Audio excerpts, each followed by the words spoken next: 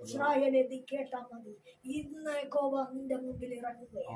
ഇന്ന് അവൻ നിന്റെ മുമ്പിൽ വരികയാ. ഇന്ന് നിന്റെ സഭയിൽ അവൻ വരികയാ. ഇന്ന് നിന്റെ കുടുംബത്തിൽ അവൻ വരികയാ. നിന്റെ ബന്ധങ്ങളിൽ അവൻ കടക്കുകയാ. ആമേൻ. പാഴെന്ന് പറഞ്ഞവരെ നീ ആമേൻ വിളിച്ചുകൊണ്ട് വരും. അവരുടെ പരുക്ക് നീ മാറ്റും. അവനെ വെച്ച് കെട്ടി ആമേൻ ഉണക്കി ആമേൻ നല്ല ആമേൻ തൈലം തേച്ചവരെ ഭദ്രമാക്കി ആലയത്തിലെ പലകളായി മാറ്റി കൊണ്ടുവരുമെന്ന്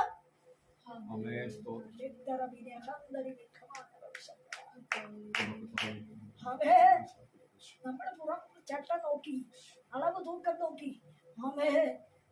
നോക്കി അളക്കുന്നത് പോലല്ല ദൈവത്തിന്റെ കരം, ദൈവത്തിന്റെ ദൃഷ്ടി. എങ്ങനെയാ? നമ്മൾ ഉദ്ദേശിക്കുന്ന അളവല്ല, നമ്മൾ ഉദ്ദേശിക്കുന്ന ആലോചനയല്ല, നമ്മൾ ഉദ്ദേശിക്കുന്ന വഴിയല്ല. കർത്താവിന്റെ കരം വല്ലഭത്വത്തിൻ്റെതാ. അത് വല്ലഭത്വത്തിൻ്റെതാ. അത് അത്ഭുതങ്ങളുടേതാ. അത് അതിശയം ചെയ്യുന്ന കരമാ. അത് അനുഭവത്തിന്റെ പൂർത്തിവിധി വരുത്തുന്ന ദൈവമാണ്. ഇത് പകരം നീ ഉറയ്ക്ക്. ഒരു ഗിദിയോനെ പോലെ ഒറ്റയ്ക്ക് നിന്ന് മെതിക്കുവാൻ തയ്യാറുണ്ടോ?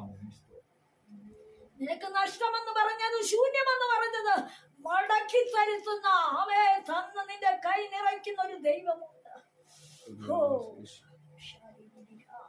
നാളുകളായി നീ ചോദിക്കുന്നുണ്ട്, ഒരനുഭവം എനിക്കില്ലെന്ന്.